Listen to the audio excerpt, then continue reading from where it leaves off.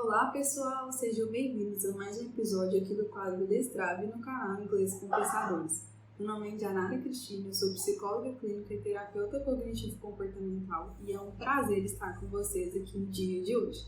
E iremos falar hoje sobre um assunto que eu adoro, muito recorrente na clínica com os nossos pacientes e muito importante na nossa vida, que é a crença e o nosso senso de autoeficácia. Então a gente vai entender um pouquinho, sobre a fundamentação do que seria essa crença, a importância da gente conseguir identificar e principalmente questioná-las. Uma vez, que essas crenças guiam os nossos comportamentos e se elas estiverem disfuncionais, que geralmente são, elas podem nos limitar, nos atrapalhar em muitos aspectos da nossa vida, principalmente nos estudos em inglês. As crenças, a gente conhece como disfuncionais, como limitantes, vocês já devem ter ouvido falar nesse termo.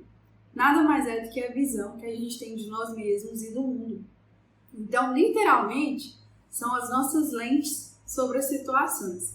Aquilo que a gente acredita e o que a gente tem de acreditar como uma regra absolutista, na nossa vida, sobre eu no mundo. E por que é importante, a gente conseguir questionar? Porque a depender de qual que é o conteúdo dessa crença, desse pensamento, isso pode me limitar em um nível a ponto de eu acreditar que eu não consigo fazer nada, que eu sou fracassado, que eu sou ineficiente, enfim, a gente vai conseguir entender isso melhor. Importante salientar, como que desenvolve essas crenças que eu estou falando. Todos nós temos crenças que podem ser disfuncionais em alguns momentos da vida, não o tempo todo, mas aqui, como a gente fala muito sobre o estudo em inglês, no estudo é um momento que essas crenças disfuncionais podem aparecer muito forte e bastante disfuncionais, então por isso é importante trazer esse assunto e trabalhar ele, mas é importante também a gente entender como que isso consolida.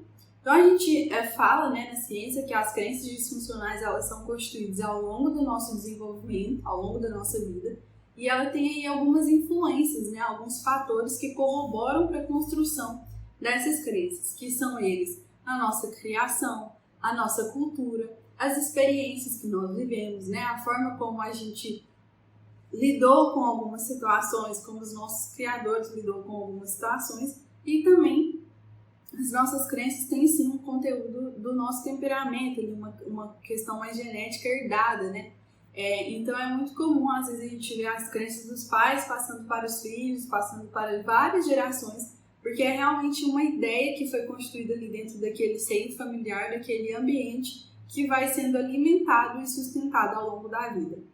Para entender um pouco, sobre o que essas crenças que eu estou falando, eu vou contar uma historinha para vocês que eu adoro. Eu uso muito na psicoeducação dos pacientes, que é do elefantinho no circo, que ajuda a gente a entender o papel dessa crença na nossa vida e o perigo também dessa crença ativar. Nessa história a gente tem um elefantinho que desde novinho ele foi pego em cativeiro e levado ao circo. E quando esse elefantinho chegou ao circo, obviamente ele estranhou aquele ambiente, ele não estava mais com os seus pais, com a manada que ele ficava, e o que é de se esperar de todo animal nessa situação é que ele tentou fugir várias vezes. Para então que os agora donos do elefantinho não perdessem eles do circo, eles prenderam o elefante na estaca. O que o elefantinho continua fazendo dentro daquele comportamento de eu preciso sair desse lugar, esse lugar é estranho, eu quero voltar para minha casa, para o meu lugar. Esse elefantinho ele tenta fugir do circo mesmo preso à estaca. E naquele tamanho atual que ele se encontra, ainda filhote, ainda pequeno, ainda fraco, todas as vezes que ele tenta sair dessa estaca, puxar essa estaca, ele acaba se machucando, acaba se frustrando, muito provavelmente ele acaba apanhando ali dos seus novos donos por querer fugir daquele lugar. E aquilo ali vai constituindo nele a ideia de que ele não consegue sair ali daquele lugar, se desprender ali daquela estaca. E que aquilo ali, então, agora é o seu novo lugar. O que é importante nessa história e o desenvolvimento dela? Se a gente for pensar, naquela época o elefantinho ele ainda está preso à estaca, ainda não tem tamanho, ainda não tem força. Então as circunstâncias não estão a favor dele. Mas esse elefantinho ele cresceu. E quando ele cresce, ele se torna um elefante muito grande, muito forte, né? Pesado, que é o que a gente sabe dos elefantes. E se a gente for olhar a situação, o cenário, a estaca continua a mesma, ela continua sendo do mesmo tamanho, ela não foi proporcionada ao tamanho daquele elefante que agora está adulto, está forte, está grande. Só que esse elefante, mesmo agora, na sua atual condição, tendo, né, a capacidade de se soltar daquela estaca e provavelmente obtendo sucesso naquilo ali, ele não mais o faz, ele não mais o tenta. Por quê? Porque hoje, grande, adulto, forte, ele entende, ele lembra de toda a experiência que ele viveu quando ele era pequeno. Então, se a gente for olhar, quando aquele elefante pequeno tentou sair da estaca, ele fracassou. E o fato dele não ter conseguido também trouxe consequências. A violência que ele pode ter sofrido, a própria sensação de fracasso, os machucados que ele teve preso ali naquela estaca. Então ele acredita que ele não dá conta daquilo ali, que ele está preso naquela estaca ali para sempre, nos momentos óbvios, né, que ele fica, e que aquilo ali é a sua vida. Mas, sempre que a gente coloca a imagem do elefante preso à estaca, a estaca, em comparação ao elefante grande, ela é muito pequena. Se a gente te perguntar, obviamente você vai responder que você acredita que aquele elefante tem sim força para sair daquela estaca. Mas o porquê que então ele não faz? Porque ele constituiu ao longo ali do desenvolvimento dele a crença de que ele não é capaz, a crença de que ele não dá conta. E ainda ele teve a confirmação daquilo ali enquanto criança, né? Ele teve as consequências ruins. E isso agora perpetua na vida dele adulta, mesmo não fazendo mais sentido, né? Mesmo sendo outra situação. Então esse aí é uma metáfora, né? Uma fábula, é um exemplo que a gente usa para psicoeducar os pacientes em questão das crenças. Vocês já conheciam essa história, eu adoro contar ela, sempre conto. E realmente é uma história que a gente pode aplicar para a nossa vida, que nos ajuda a alertar o que aconteceu na nossa vida, quais que foram as experiências que estamos sendo expostos e o que a gente tem acreditado. Então é exatamente essa reflexão que eu quero trazer para vocês hoje, né? Compreender o papel das crenças, identificá-las, torná-las mais funcionais. Uma vez, né, que essas crenças costumam ser globais e super generalizadas, então, assim como o elefante que foi numa situação X e agora na situação Y, ele tende a ter o mesmo comportamento de não mais tentar fugir daquela estaca. Isso aplica em vários aspectos da nossa vida, né? E aqui a gente pode pensar que as crenças são aqueles pensamentos que nos causam mesmo sofrimento, que nos limitam nas interpretações das situações que a gente vive, que são realmente coisas mais voltadas para o negativo e para aquilo que nos inferioriza muito, né? Que é essa sensação de fracasso, ineficiência, de não ser capaz de ser amado. A gente não acha que nós temos valor ou que a gente tem real uma função aí, que a gente tem capacidade de alcançar objetivos como, por exemplo, conseguir ser fluente em inglês. Quem não quer, né? É verdade. Por isso eu trouxe aqui alguns pontos que eu queria que vocês refletissem comigo, né? Que é o que você tem acreditado de si mesmo. Se você está acreditando que é um peixe fora d'água, que não é bom o suficiente, que é um fracasso, que é ineficiente, que é fraco, que é burro, que não tem mais jeito, que nada nunca você consegue aprender. Qual que tem sido, né, a real crença que você tem carregado e acreditado com si mesmo? Agora vamos pensar no impacto desse pensamento e por que a gente tem uma urgência de desmistificar, né, essa regra, esse pressuposto que a gente tem. Porque assim como o elefante, a gente vê que a consequência na vida dele é mesmo ele sendo capaz, ele continuar preso, né, a um lugar que provavelmente não é onde ele deveria estar e provavelmente é um lugar que ele com certeza deve sofrer. Não vamos entrar em muitos detalhes, né, sobre esse assunto, mas de forma geral não é o lugar dele natural, né? Então isso por si só já é algo ruim. Baseando aqui nos estudos, quando a gente tem uma crença de fracasso, o que é muito comum a gente ver nas pessoas?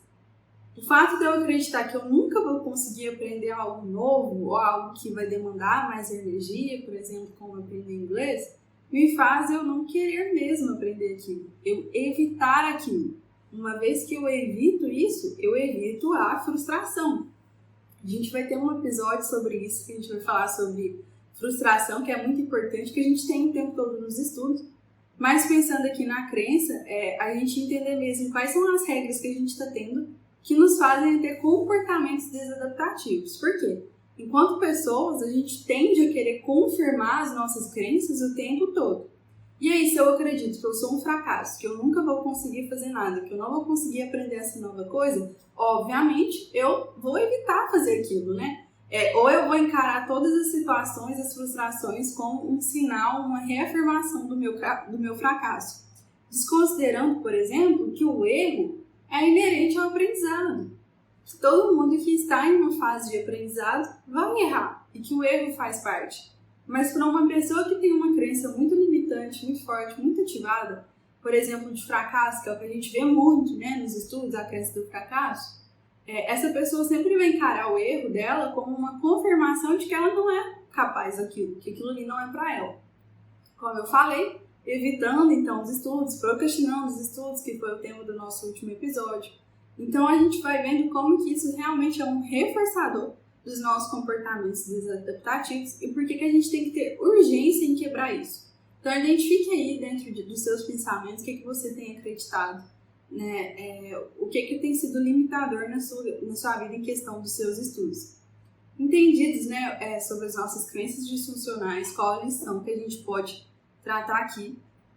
Se a gente pensar nas lições que a gente pode tratar aqui, é importante, primeiro, buscar questionar essas crenças. Será que eu realmente sou um fracasso? Quais que foram as situações que me levaram a acreditar que eu sou um fracasso? Isso é muito importante, porque às vezes a pessoa desenvolve uma crença limitante e ela não tem a noção do que constituiu aquilo ali, do que faz ela acreditar que ela é um fracasso. Então, o primeiro ponto é questionar essas crenças, a gente conseguir modificar essas crenças. Eu posso até ter dificuldades, mas eu ainda assim sou capaz, né? Quando a gente fala sobre modificações, é realmente a gente tentar substituir aquela interpretação que a gente tem frente às situações e conseguir ter coisas mais funcionais. E aí, quando a gente está pensando aqui sobre modificar essas crenças, entendê-las sobre um novo viés, sobre uma nova interpretação, é impossível não falar sobre o nosso senso de autoeficácia.